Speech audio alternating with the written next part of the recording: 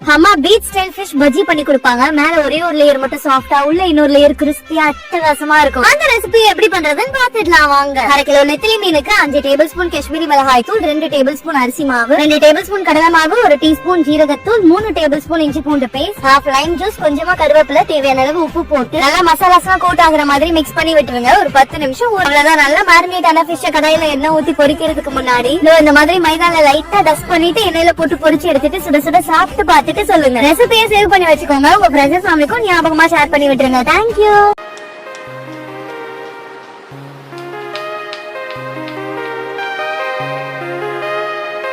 அம்மா வெங்காயம் தக்காளி எல்லாம் சேர்க்காம சிக்கன் வறுவல் பண்ணுவாங்க. பேச்சுலர்ஸ் அண்ட் பிகினர்ஸ் அசத்தல ஒரு சிக்கன் ரெசிபி பண்ணணும்னு நினைச்சீங்கன்னா இந்த வீடியோ உங்களுக்காக தான் சேவ் பண்ணி வச்சுக்கோங்க. அந்த ரெசிபி எப்படி பண்றதுன்னு பாத்துக்கலாம் வாங்க. கடாயில ஒரு குழிக்கரண்டி எண்ணெய், 2 பிரிஞ்சி இலை, பட்டை, கிராம்பு, ஏலக்காய், 1/2 டேபிள் ஸ்பூன் சோம்பு போட்டு பொரிஞ்சதும் 3 பச்சை மிளகாய், 1 கொத்து கருவேப்பிலை, 1/2 கிலோ சிக்கனை சேர்த்து எண்ணெயோட ஒரு பரட்டிட்டு நல்லா நோட் பண்ணிக்கோங்க. 4 டேபிள் ஸ்பூன் காஷ்மீரி மிளகாய் தூள், அதுதான் நல்ல கலர் கொடுக்கும், காரம் இருக்காது. 1 டேபிள் ஸ்பூன் தனியா தூள், 1 table spoon garam masala, 3 table spoon இஞ்சி பூண்டு அளவு கல்லுப்பு போட்டு நல்லா ஒரு நிமிஷம் பரட்டிட்டு கரெக்டா 1 கப் தண்ணி ஊத்தி கலந்து லிட் போட்டு வேக விடுங்க. நடுவுல 2 வாட்டி பரட்டி விட்டா போதும். தண்ணி சுண்டி பச்சை வாசம் அடங்கி எண்ணெயெல்லாம் மேல பிரிஞ்சு நமக்கு ஜூசியான சிக்கன் வறுவல் அம்மா ஸ்டைல்ல ரெடி. ஆஹா, எப்படி இருக்குன்னு பாருங்களேன். கடைசியா கொஞ்சமா கொத்தமல்லி இருந்தா சேர்த்துக்கோங்க. இந்த ரெசிபியை யாருக்கெல்லாம் ஷேர் பண்ணா யூஸ்ஃபுல்லா இருக்கும்னு நினைக்கிறீங்களோ அவங்களுக்கு கண்டிப்பா ஷேர் பண்ணி விடுங்க.